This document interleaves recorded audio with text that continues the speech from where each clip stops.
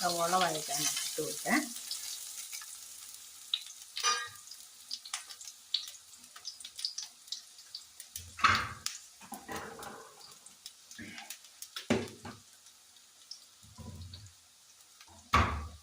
അപ്പം നമുക്കിതിന് എരിവിന് ആവശ്യത്തിനുള്ള മുളകും കൂടെ ചേർത്തൊന്ന് വഴറ്റിയെടുക്കാം.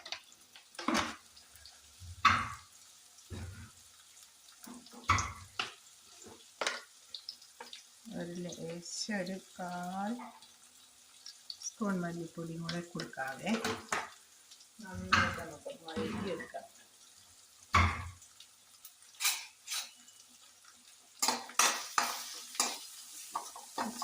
ഈ മുളകിൻ്റെ പച്ചമണം ഒക്കെ ഒന്ന് മാറി സവോള ഒന്ന് വഴന്ന് വരട്ടെ. നമ്മുടെ പയർ കുക്കറിൽ നമ്മൾ വേവിച്ച് വെച്ചിട്ടുണ്ട്. നന്നായിട്ട് വഴന്ന് വരുമ്പോഴത്തേക്ക് നമുക്ക് വേവിച്ച് വെച്ചിട്ടുള്ള പയറും കൂടെ എടുത്തു കഴിഞ്ഞാൽ നമുക്ക് പുട്ട് പിന്നെ കറി റെഡിയായി. ഇതാ പുട്ടാണ് നമുക്കിന്ന്. പുട്ട് ദേ ഇങ്ങനെ ആവി വന്നുകൊണ്ടേ ഇരിക്കുന്നു. ഓക്കെ, എൻ്റെ കറിയാണേ.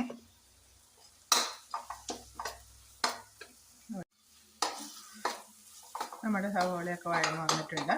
അപ്പോൾ നമ്മൾ വേവിച്ച് വെച്ചിട്ടുള്ള പയറിട്ട് കൊടുക്കാം. നമ്മളെല്ലാവരും വീടുകളിൽ എളുപ്പത്തിൽ തയ്യാറാക്കുന്ന അല്ലേ? കുഞ്ഞുമക്കൾക്കൊക്കെ വളരെ ഇഷ്ടപ്പെടും.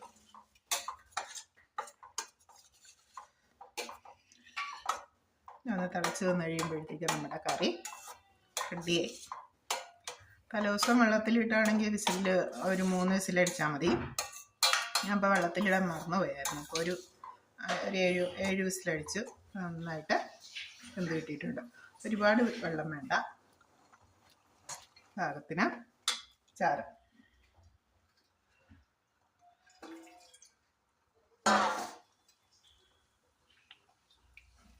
ഓക്കെ,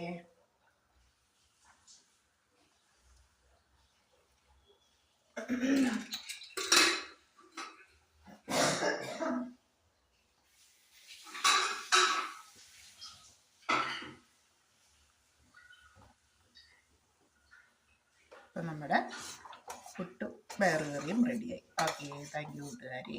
നമുക്ക് പുട്ടും പയറും കഴിക്കാം. Okay, thank you. ഇതാണ് നമ്മുടെ പുട്ടിനുള്ള കറി.